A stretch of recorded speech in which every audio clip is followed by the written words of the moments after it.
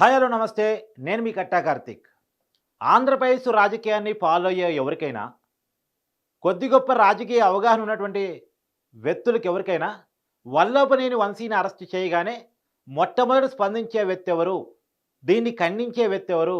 అవసరమైతే రోడ్డు మీద పడి పొర్లి వల్లభనేని వంశీని వెంటనే విడుదల చేయాలని డిమాండ్ చేసే వ్యక్తి ఎవరు అంటే టక్కుని చెప్పేస్తారు కొడాలి నాని అని.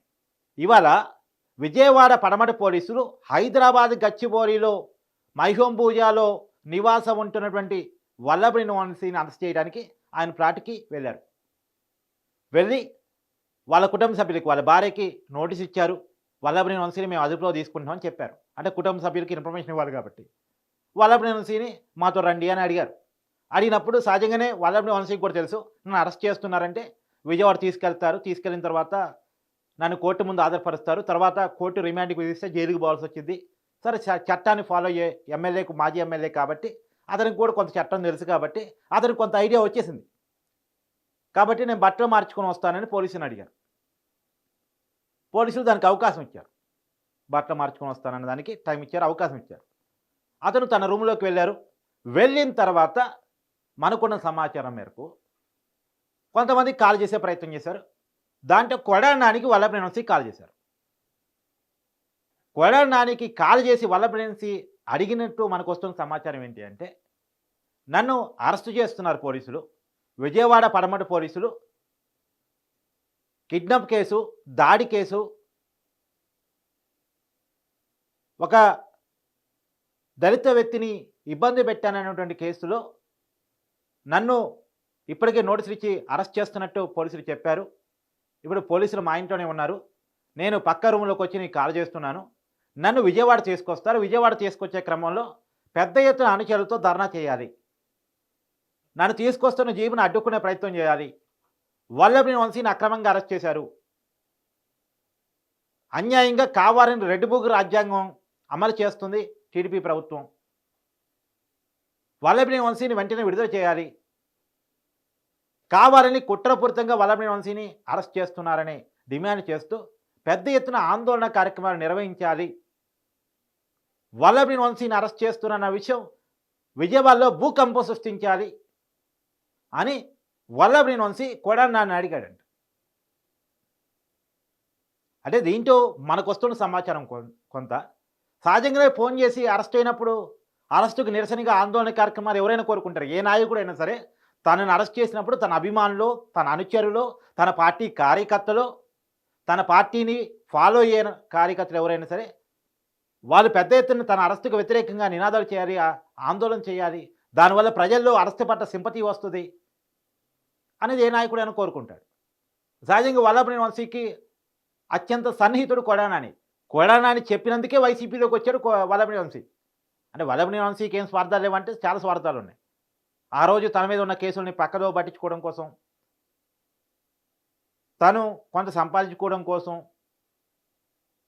ఈ ఈ రకరకాల కారణాలు, కొడాలి నానితో ఉన్న వ్యాపార సంబంధాలు, దాని ద్వారా జగన్మోహన్ రెడ్డితో ఉన్న ఫ్రెండ్షిప్, జగన్మోహన్ రెడ్డితో ఉన్నటువంటి వ్యాపార ఆర్థిక లావాదేవీలు అనేకం ఉన్నాయి. వాటి గురించి నేను చాలా క్లియర్‌గా తర్వాత వీడియోలో చెప్పే ప్రయత్నం చేస్తాను. అసలు వల్లభనేని వంశీకి కొడాలి నానికి ఏంటి సంబంధం? ఎక్కడ సంబంధం? వీళ్ళిద్దరిని జూనియర్ ఎన్టీఆర్ ఎందుకు రికమెండ్ చేశారు? అసలు వీళ్ళు సినిమా పరిశ్రమలోకి ఎట్టొచ్చారు? వీళ్ళకి జగన్మోహన్ రెడ్డి ఎలా పరిచయం అయ్యాడు? బెంగుళూరు క్లబ్‌లో వీళ్ళంతా కలిసి ఏం చేస్తుంటారు? ఇయన్నీ నేను తర్వాత ఇంకొక వీడియో సెపరేట్‌గా చేసే ప్రయత్నం చేస్తాను. సరే, ఇప్పుడు కొడాలి నానికి ఫోన్ చేసి అడిగాడంట. అప్పుడు వల్లభనేని వంశీ కొడాలి నాని చెప్పిన విషయం ఏందంటే, సహజంగానే కొడాలి నాని భాష మీ అందరికీ తెలుసు. తనదైన భాషలో చెప్తాడు. కాకపోతే ఆ భాషలో నేను మీకు చెప్పలేను. కాబట్టి మనకు తెలిసిన సమాచారం మేరకు, ఎందుకంటే ఇదంతా కూడా పోలీసులు గమనిస్తూ ఉన్నారు. ఎవరెవరు కాల్ చేస్తున్నాడు, ఏంటి, ఏం మాట్లాడుతున్నాడు అనేటువంటిది కొంత గమనించే ప్రయత్నం చేస్తూ ఉన్నారు. తర్వాత వల్లభనేని వంశీ క్లాస్ బిగినట్టు మీడియాలో కూడా, పెద్ద మీడియాలో కూడా చర్చ నడుస్తూ ఉంది. వల్లభనేని వంశీ కొంతమందికి కాల్ చేశాడు. ఆ కాల్ మీరు బట్టలు మార్చుకొని వస్తా అని చెప్పేసి కాల్ చేసి మీడియాకి చెప్పడం కానీ, లేదా మీ పార్టీ నాయకులు చెప్పుకోవడం కానీ ఇది కరెక్ట్ కాదు కదా. మీరు అడిగింది వేరే, బట్టలు మార్చుకొని వస్తానని మమ్మల్ని అడిగారు. మేము దానికి అవకాశం ఇచ్చాం. మీరు లోపలికి పోయి ఇలా చేస్తారేంటని పోలీసులు అడిగారు అనేటువంటిది మీడియాలోనే వస్తుంది. సరే, కాబట్టి మనం యాస్టీజ్‌గా చూసిన సమాచారం కాదు కానీ విన్న సమాచారం.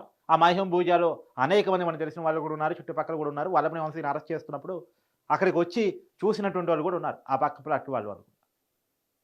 అప్పుడు కొడాలి నాని చెప్పింది ఏంటంటే, ఇది అయ్యే పని కాదు. ఇది జరిగే పని కాదు. ఇప్పుడు నేనే చాలా ఇబ్బందుల్లో ఉన్నాను. నీ అరెస్టుని ఖండించే ధర్నాలు చేసే పరిస్థితుల్లోనో, ఆందోళన చేసే పరిస్థితుల్లోనో, నిన్ను విడుదల చేయాలని డిమాండ్ చేసే పరిస్థితుల్లో నేను లేను. కావాలంటే తర్వాత సెపరేట్‌గా మీడియా ముందు మాట్లాడే ప్రయత్నం చేస్తాను తప్ప, ఇప్పుడు రోడ్డు మీదకొచ్చి ఆందోళన కార్యక్రమాలు చేసే పరిస్థితి లేదు. ఒకవేళ అలా చేద్దాం అనుకున్న పెద్ద ఎత్తున కార్యకర్తలు వచ్చే పరిస్థితి లేదు. మనల్ని నమ్మి, మన కోసం ప్రాణాలు ఇవ్వడానికి సిద్ధపడి ఒకటేళ్ళు ఉన్నారు. నిజంగా వల్లభనేని వంశీకి, కొడాలి నానికి పెద్ద మాస్ ఫాలోయింగ్ ఉండేది. విజయవాడ పరిసర ప్రాంతాల్లో గుడివాడలో కొడాలి నానికి గాని, గన్నవరంలో వల్లభనేని వంశీకి గాని, విజయవాడ సిటీలో గాని వీళ్ళకి చాలా మాస్ ఫాలోయింగ్ ఉండేది. అందుకనే వీళ్ళు ఆడింది ఆట, పాడింది పాటగా ఛానల్ కొనసాగింది. కానీ ఎప్పుడైతే గత 5 సంవత్సరాల కాలంలో వీళ్ళ బిహేవియర్ చూసారో, వీళ్ళు మాట్లాడిన మాటలు, చేసిన చేష్టలు, వాళ్ళ పట్ల వాళ్ళ అభిమానంలోనే విరక్తొచ్చింది. కాబట్టి అది కొడాలి నానికి ఈ కొంతకాలంగా తత్వం బోధపడ్డట్టు కొంత అర్థం అవుతుందేమో. ఎందుకంటే ఈ మధ్య మీడియాకి కూడా పెద్దగా రావట్లే. గతంలో ఏ రకంగా మాట్లాడేవాడో మీ అందరికీ తెలుసు. సరే, వల్లభనేని వంశీ కోరుకోవటంలో ఆయన స్వార్థం ఉంది. కానీ కొడాలి నాని దాన్ని తిరస్కరించాడు. ఇది అయ్యే పని కాదు. ఇది జరిగే పని కాదు. మన కోసం ఇవాళ పెద్ద ఎత్తున కార్యకర్తని సమీకరించే పరిస్థితి లేదు. మన జగన్మోహన్ రెడ్డి కార్యకర్తను నమ్మించుకోవడం కోసం చాలా తిప్పలు పడుతున్నాడు. 2.4 వస్తుందని, నేను మీకోసం ఉన్నానని, క్షమాపణ చెప్తున్నానని, నేను అధికారంలో ఉన్నప్పుడు మిమ్మల్ని పట్టించుకోలేదని, ఇక మిమ్మల్నే పట్టించుకుంటానని, మీ మీద కేసులు పెడితే అడ్వకేట్లను కూడా నేనే పెడతాను, డబ్బులు కూడా నేనే పెట్టుకుంటానని, ఇలా రకరకాలుగా మాటలు చెప్పి వాళ్ళని జొజ్జరగొట్టే ప్రయత్నం, వాళ్ళు ఉన్న కోపం తగ్గించుకునే ప్రయత్నం స్వయంగా జగన్మోహన్ రెడ్డి చేస్తున్నాడు. ఒకప్పుడు జగన్మోహన్ రెడ్డికి ఎంత ఫాలోయింగ్ ఉండేది. ఆయన పాదయాత్ర చేసినప్పుడు ఒకసారి విజువల్స్ చూడండి. పాత విజువల్స్ ఏదైనా ఉంటే మీ దగ్గర చాలా విపరీతమైన అభిమానం. ఆ అభిమానం కొద్దే కదా 2019లో 150 సీట్లు వచ్చాయి. కానీ అది చెడగొట్టుకున్నారు. అది జగన్మోహన్ రెడ్డి అని చెడగొట్టుకున్నాడు, వల్లభనేని వంశీ, కొడాలి నాని అని చెడగొట్టుకున్నారు. అంటే ఎవరి స్థాయిలో వాళ్ళు చెడగొట్టుకున్నారు. ఎవరి స్థాయిలో వాళ్ళు చెడగొట్టుకున్నారు. కాబట్టి ఇప్పుడు ఆ పరిస్థితి లేదు అనేటువంటిది, అంటే వల్లభనేని వంశీ అడిగినటువంటి రిక్వెస్ట్‌ని కొడాలి నాని తిరస్కరించాడు అనేటువంటిది మనకు అందుతున్నటువంటి సమాచారం. తర్వాత జగన్మోహన్ రెడ్డికి ఫోన్ చేసే ప్రయత్నం కూడా చేశాడు. ఎందుకంటే వైసీపీ కార్యకర్తల నాయకులకి ఆదేశాలు ఇస్తాడు. వరుసగా ప్రెస్ మీట్లు పెట్టిస్తాడు వైసీపీ ఆఫీసులో. తర్వాత పార్టీ కార్యకర్తలు చెప్పి, అక్కడ లోకల్ నాయకులు చెప్పి ఎందుకంటే వల్లభనేని వంశీ అడిగితే రాకపోవచ్చు. కానీ జగన్మోహన్ రెడ్డి చెప్తే ఆ పార్టీ వాళ్ళు వస్తారు కదా. విజయవాడ సిటీలో మల్లాది విష్ణువుకి ఫోన్ చేసి, లేదా మాజీ మంత్రులకి ఫోన్ చేసి కొద్దిగా వల్లభనేని వంశీని అరెస్ట్ చేస్తున్నారు, ఆ పోలీసుని తీసుకొస్తారు, కోర్టుకు తీసుకొస్తారు. ఆ కోర్టు పరిసర ప్రాంతాల్లో కానీ, విజయవాడ పోలీస్ స్టేషన్, పడమట పోలీస్ స్టేషన్ పరిసర ప్రాంతాల్లో కానీ పెద్ద ఎత్తున ఆందోళన కార్యక్రమాలు చేయండి అని చెప్తే కొంత వింటారు జగన్మోహన్ రెడ్డి చెప్తే, ఆ పార్టీ నాయకుడు కాబట్టి. కానీ జగన్మోహన్ రెడ్డి ఫోన్ చేసే ప్రయత్నం చేశాడు. కానీ జగన్మోహన్ రెడ్డి ఫోన్ లిఫ్ట్ చేయలేదు. అంటే జగన్మోహన్ రెడ్డి పిఏకి చేశాడా, జగన్మోహన్ రెడ్డికి డైరెక్ట్ చేశాడా తెలియదు. ఇంకా మరి అది ఇంకా కనుక్కోవాల్సింది.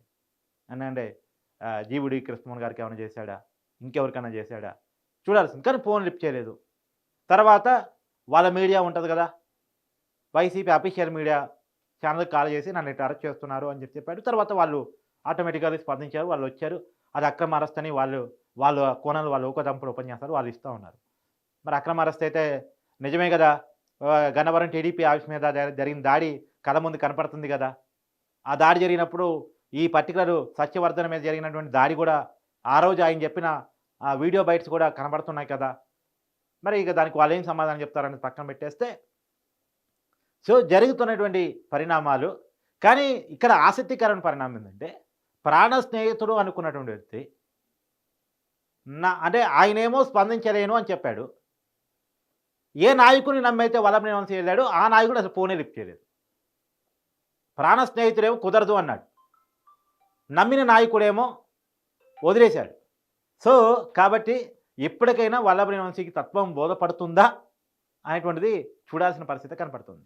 కానీ వాళ్ళెందుకు వల్లభనేని వంశీని డిజైన్ చేసుకున్నారు అనేటువంటిది కూడా ఇక్కడ ఆలోచన. ఎందుకంటే ఇవాళ మనం కూడా చూస్తూ ఉన్నాం, విజయవాడలో పెద్ద ఎత్తున ఆందోళన కార్యక్రమాలు లేవు. పెద్ద ఎత్తున భూకంపం సృష్టించే వాతావరణం ఏం కనబట్టే వల్లభనేని వంశీ ఆర్థిక వ్యతిరేకంగా. అది కోరుకున్నాడు ఆయన, కానీ అది రావట్లే. సింపతి గెయినింగ్ కోసం ఎట్లా అరెస్ట్ కాకూడదనేది ఫస్ట్ పాయింట్. కానీ అరెస్ట్ అయినప్పుడు సింపథీ క్లెయిమ్ చేయాలి కదా!